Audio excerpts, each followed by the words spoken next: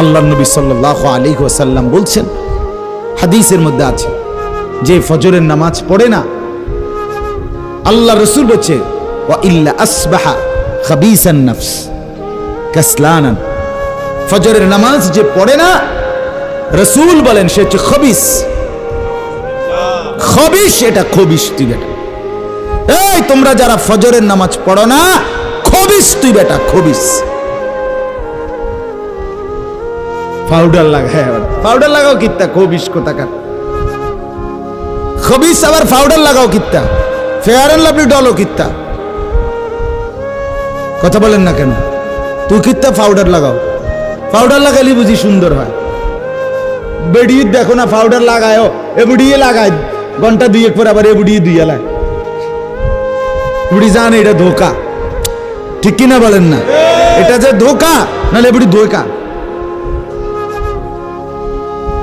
Makeup box ধোকা আবার লাগাইয়া সেরা, এটা ধোকা, এটা আসল না, এটা নকল।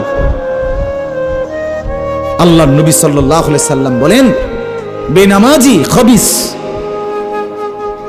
আর নবীজি হাদিসে আছে, বাথরুমে ঢুকতে, পেশাব পায়খানায় ঢুকতে নবীজি খবিস থেকে পানাহ চাইতেন, দোয়া পড়তেন। তো এই দোয়ার অর্থ কি? আল্লাহ আমি খবিস থেকে কি চাই? পানাহ চাই। তার মানে নবীজি বুঝাই দিছে উম্মত, পেশাব পায়খানার মধ্যে থাকে খবিস। খবিসের ঠিকানা কোথায়? Bathroom, bathroom, toilet.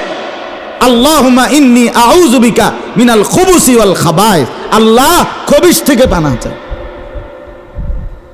বাথরুমে ঢুকতে বলেন, জন্য বেনামাজি খবিস। এই খবিসের ঠিকানা টয়লেট, নাপাক, এটা নাপাক, এটা অপবিত্র, অপদার্থ, এটা অকর্মণ্য। এটা জিন্দেগির আর অর্থ কি? জীবন মানে খানা, জীবন মানে ঘুম, জীবন মানে লজ্জাস্থানের চাহিদা পূরণ, যৌন চাহিদা পূরণ।